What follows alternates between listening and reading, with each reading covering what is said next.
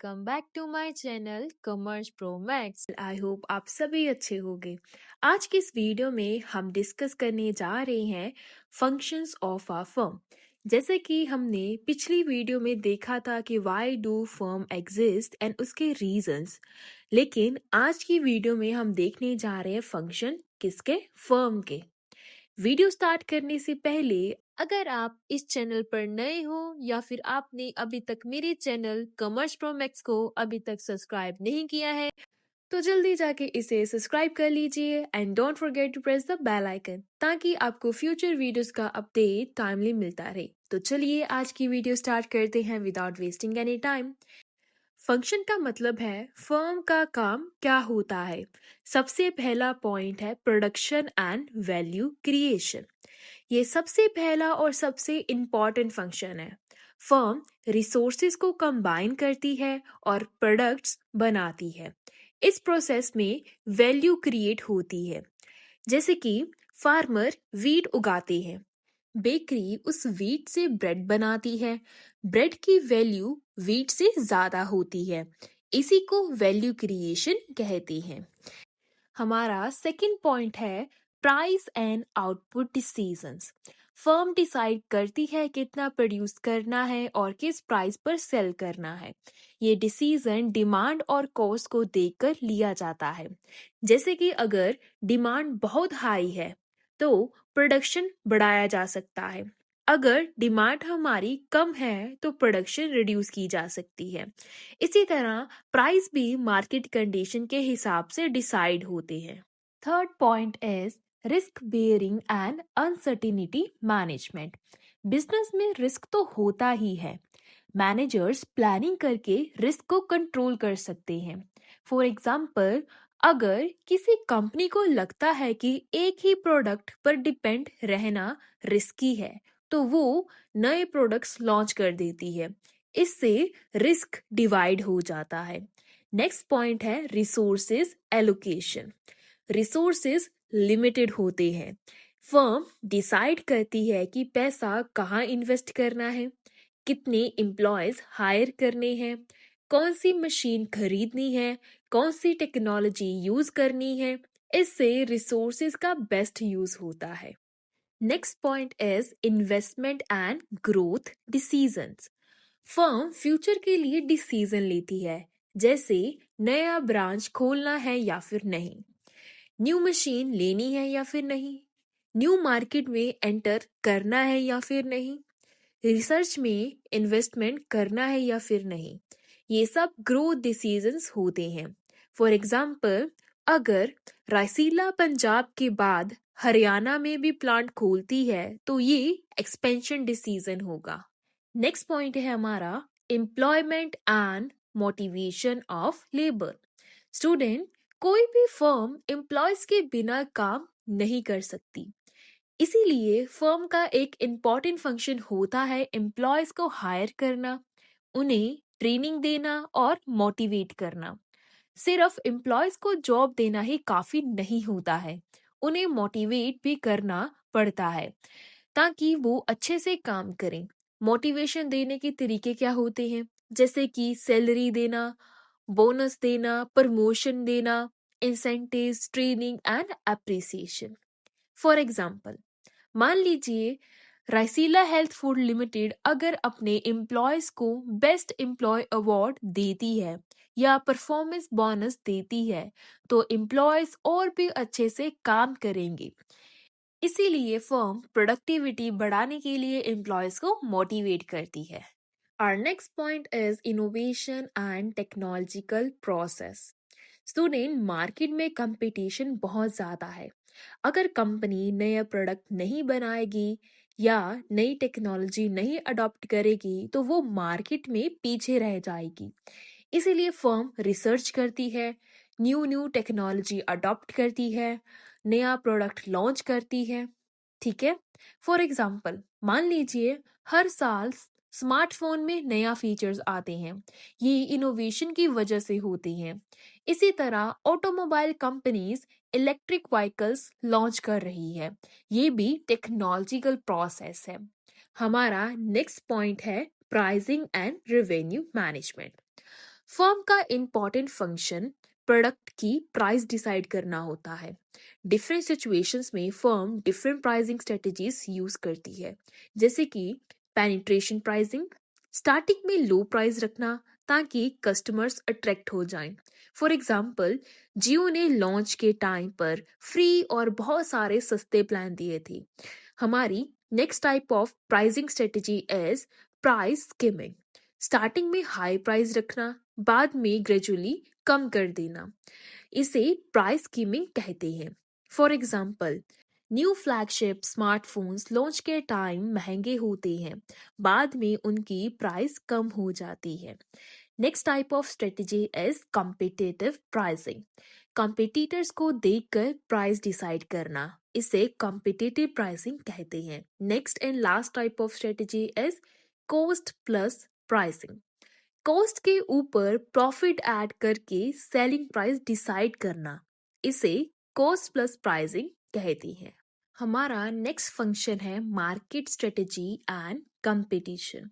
Student, हर firm market में survive करना चाहती है, इसीलिए वो कंपटीटर्स का एनालिसिस करती है और डिफरेंट स्ट्रेटजीज यूज करती है, जैसे कि better quality, advertising, discounts, product differentiation and better customer services.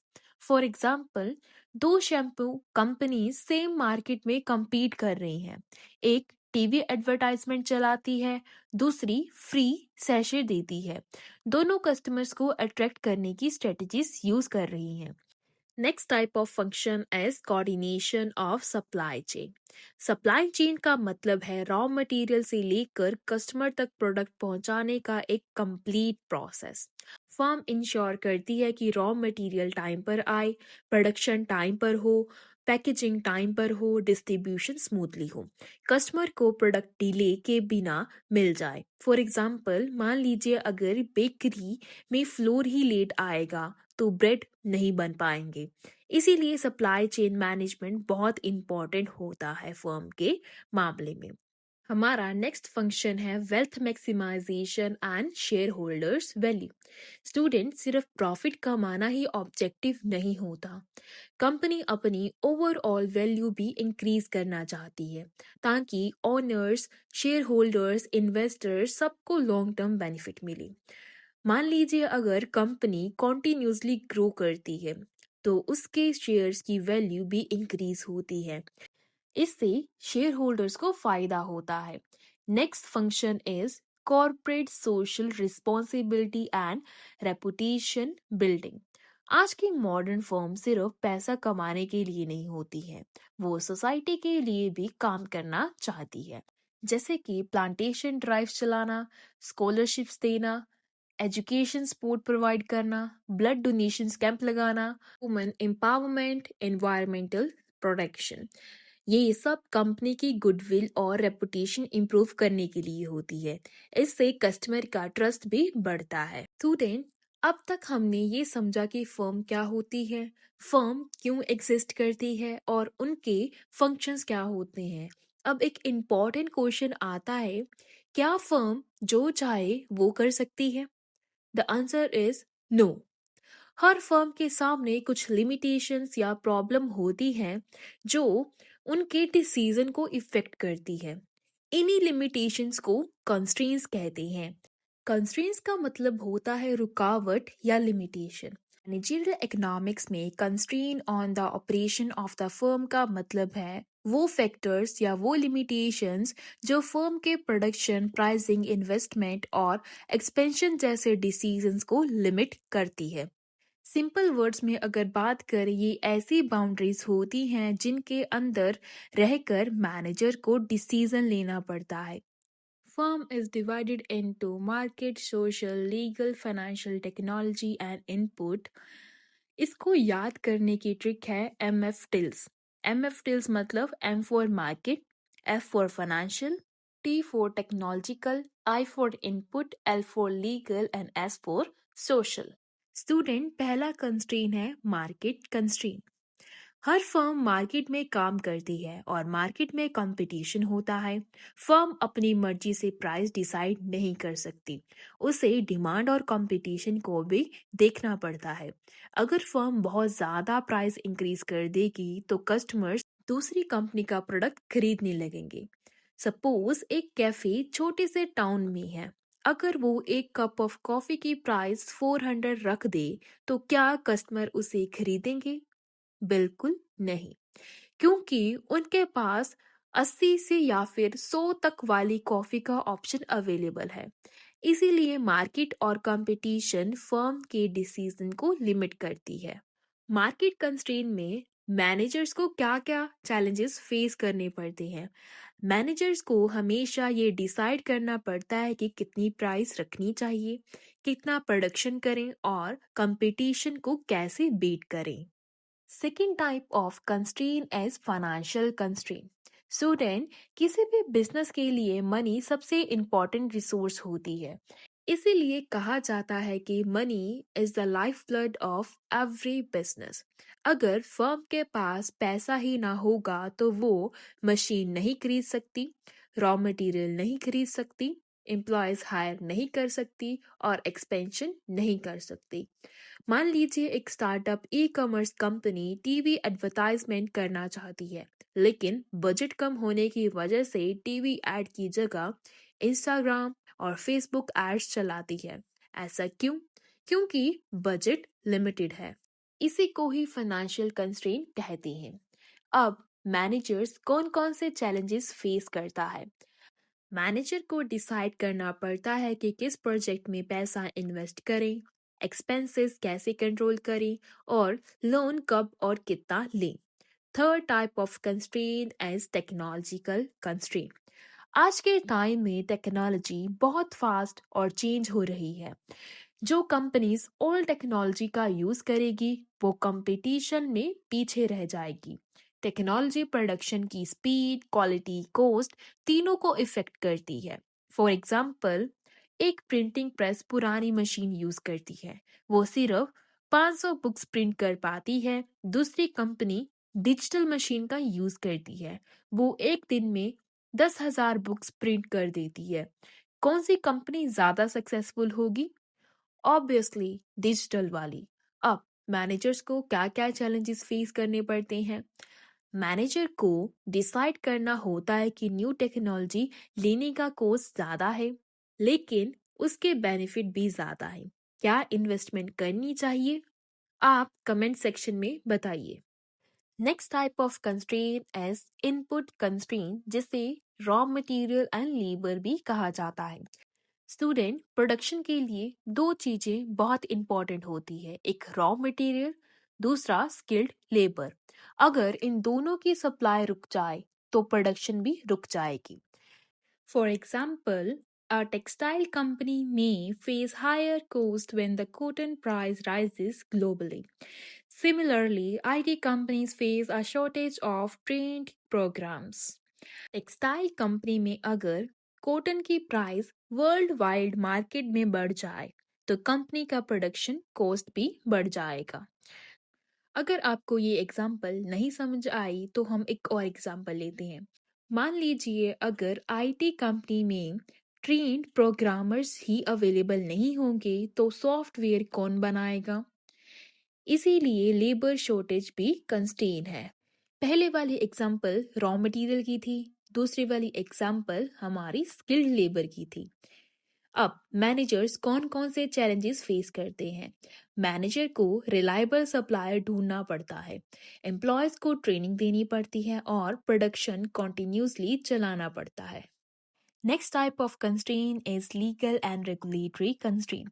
Student, her company को गवर्नमेंट के रूल्स फॉलो करने पड़ते हैं, जैसे कि GST rules, labour law, environmental law, food safety rules and consumer protection law.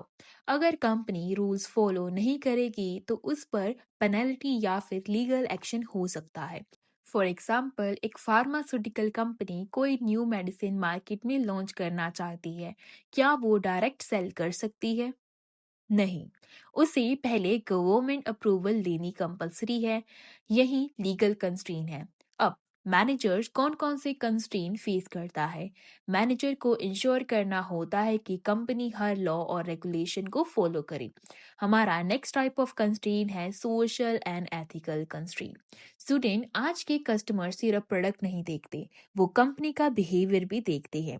अगर कंपनी एनवायरनमेंट या फिर सोसाइटी को इग्नोर करे तो कस्टमर्स उसका बायकॉट भी कर सकते हैं। फॉर एग्जाम्पल, कोई बीवरेज कंपनी ने प्लास्टिक स्ट्रॉ यूज करना बंद कर दिया। ऐसा क्यों? क्योंकि customer environmental friendly products prefer करने लगे। ये सोशल एंड एथिकल कंस्ट्रेंट का एग्जाम्पल है। अब मैनेजर कौन कौन से कंस्ट्रेंट चैलेंजेस फेस करता है? मैनेजर को प्रॉफिट के साथ साथ सोसाइटी और एनवायरनमेंट का भी ध्यान रखना पड़ता है। हमारा next type of constraint is internal constraint. Her problem बाहर से नहीं आती, कभी कभी प्रॉब्लम कंपनी के अंदर भी हो सकती है, जैसे स्किल्ड मैनेजर्स की कमी, poor coordination, old policies, poor communication and weak leadership. ये सब कंपनी की ग्रोथ को स्लो कर देते हैं। फॉर एग्जाम्पल, अगर एक कंपनी में प्रोडक्शन डिपार्टमेंट और सेल्स डिपार्टमेंट एक दूसरे से प्रॉपरली कम्युनिकेट नहीं करते, तो रिजल्ट क्या निकलेगा? प्रोडक्शन ज़्यादा हो गया, सेल्स कम हुई और स्टॉक्स वेयरहाउस में पड़े रहे। ये इंटरनल कंस्ट्रेंट है। अब मैनेजर को क्या क्या चैलेंजेस फेस करने पड़ते हैं? मैनेजर को टीम वर्क इम्प्रूव करना होता है, कम्युनिकेशन स्ट्रॉन्ग करनी होती है और पॉलिसीज को टाइम के हिसाब से अपडेट करना होता है। तो यही थे हमारे कुछ कंस्ट्रेंट जो फर्म फेस करती है। अब इस टॉपिक को हम एक केस स्टडी के थ्रू स्टडी करते हैं। केस स्टडी किसकी है? XYZ डेयरी प्राइवेट लिमिटेड की। एक छोटी सी कंपनी है जो मिल्क और योगर्ट बनाती है, लेकिन इस कंपनी को कई सारे कंस्ट्रेंट का सामना करना पड़ता है। सबसे पहला कंस्ट्रेंट जो उसे फेस करना पड़ता है वो क्या है? Market constraint. Customers organic milk चाहते हैं, लेकिन कंपनी सिर्फ नॉर्मल मिल्क बना रही थी। रिजल्ट क्या निकला? सेल्स कम हो गई। सेकेंड टाइप ऑफ कंस्ट्रेंट जो XYZ डेयरी प्राइवेट लिमिटेड ने फेस किया, that is financial constraint. The company wanted to expand into 3 cities but lacked bank funding. Company 3 नई सिटीज में एक्सपेंशन करना चाहती थी, लेकिन बैंक से लोन नहीं मिला, जिसकी वजह से एक्सपेंशन रुक गया। हमारा नेक्स्ट टाइप ऑफ कंस्ट्रेंट है जो XYZ डेयरी प्राइवेट लिमिटेड ने फेस किया, that is technological constraint. Company की मशीन सिर्फ 5000 लीटर मिल्क प्रोड्यूस कर सकती थी। डिमांड थी 10,000 लीटर्स। कंपनी डिमांड पूरी नहीं कर पाई। हमारा नेक्स्ट कंस्ट्रेंट है इनपुट कंस्ट्रेंट। समर सीजन में फार्मर से मिल्क कम मिलता है, जिसकी वजह से प्रोडक्शन भी कम हो गया। Next type of constraint as legal constraint. Government ने फूड सेफ्टी के नए रूल्स इंट्रोड्यूस किए। कंपनी को न्यू पैकेजिंग करनी पड़ी, जिसकी वजह से प्रोडक्शन कॉस्ट बढ़ गई। हमारा लास्ट कंस्ट्रेंट है सोशल कंस्ट्रेंट। कस्टमर्स प्लास्टिक बोतल की जगह ग्लास बोतल प्रेफर करने लगे। कंपनी को पैकेजिंग चेंज करनी पड़ी। अब इन सब का रिजल्ट क्या निकला?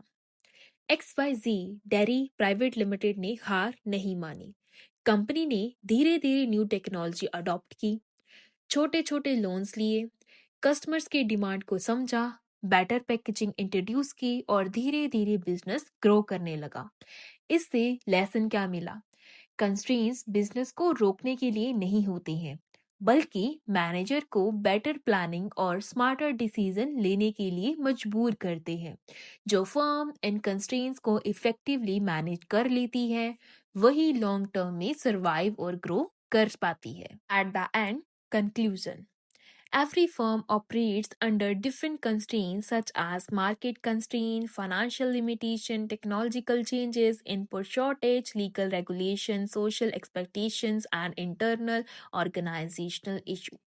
These constraints influences managerial decision regarding the production, pricing, and expansion.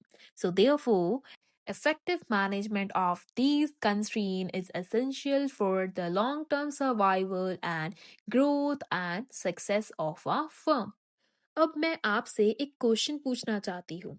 अगर आप XYZ डेयरी के मैनेजर होते, तो सबसे पहले किस कंस्ट्रेंट को सॉल्व करते और क्यों?